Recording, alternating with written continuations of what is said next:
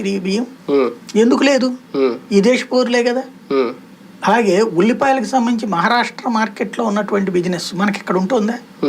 ఏం జరుగుతున్నాయి? మధ్యలో బ్రోకర్ల ద్వారా ఉంది. బ్రోకర్లెస్ వ్యవస్థ వైపుకి తీసుకెళ్లే రైతు చట్టాన్ని ఆపినటువంటి దుర్మార్గులు ఈ దేశ ద్రోహులు. దాన్ని సమర్థిస్తూ వీడు ఉద్యమాట. రెండవది మణిపూర్ సంఘటనలు. ఈ దేశం మీద కుట్ర పన్నినటువంటి మయన్మార్ కి సంబంధించినటువంటి దుర్మార్గులు కుకీలు, వాళ్ళ వెనకాల ఉన్నది చైనా. అలాంటి దాన్ని వాళ్ళు దేశంలో అల్లకల్లోలం చేయడానికి ప్రయత్నిస్తే ప్రభుత్వం వేగంగా స్పందించి కంట్రోల్ చేసుకొచ్చి దానికి వీడు నిరసన అంట. ఏం చేయాలి అక్కడ? రెండు గ్రూపుల మధ్య తగవబడుతుంటే. మూడోది వచ్చేటప్పటికి ఇప్పుడు నిరుద్యోగం అంట. ఆవిడెవరో 2014 తెలుగుదేశం ఆ రోజున కాంగ్రెస్ పార్టీ గవర్నమెంట్ ఉన్న టైంకి ఆవిడకి 33 ఏళ్ళట. ఇప్పుడు 42, 43 వచ్చిందంట. అప్పటికే ఆవిడ డిగ్రీలు పూర్తయిపోయింది. ఈ దేశంలో ఆవిడని అరెస్ట్ చేసినటువంటి పోలీస్ ఆఫీసర్ ఆ తర్వాతే ఉద్యోగంలో చేరారు. అక్కడ ఉన్నటువంటి కానిస్టేబుల్ ఆవిడ తర్వాతనే ఉద్యోగంలో చేరారు. కానీ ఈవిడ నిరుద్యోగిని అంటే ఎవరిది బాధ్యత? పోలీసులనే కాదు, ఎన్ని ఉద్యోగాలు వచ్చినాయి ఆ తర్వాత? ఎన్ని కోట్ల మంది ఉద్యోగం చేస్తున్నారు?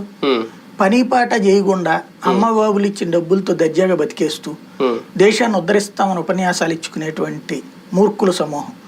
ఈ దేశంలో యువతలో 100కి 95 మంది ఇవాళ రోజున తమ పని ఇలా చదువుతూ ఉండగానే నెక్స్ట్ ఏంటి అని పరుగు పెడుతున్నారు.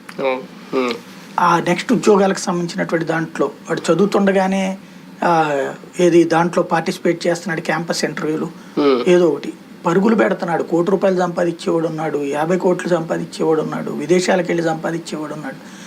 తన జీవితానికి ఒక మార్గాన్ని నిర్దేశించుకోవడానికి బోలెడ్ ఆపర్చునిటీస్ ఉన్నాయి వాళ్ళ. Government or private sectors. గవర్నమెంట్లో తక్కువ ఉంటాయి, ప్రైవేట్ సెక్టార్లు ఎక్కువ ఉంటాయి. గవర్నమెంట్లో కాంపిటీషన్ ఎక్కువ ఉంటుంది, ప్రైవేట్ సెక్టార్లో కాంపిటీషన్ తక్కువ ఉంటుంది. గవర్నమెంట్ సెక్టార్లో వచ్చేటప్పటికి ఒక ఉద్యోగానికి 1000 మంది ట్రై చేస్తారు. ప్రైవేట్ సెక్టార్లో ఒక ఉద్యోగానికి 25 మంది ట్రై చేస్తారు.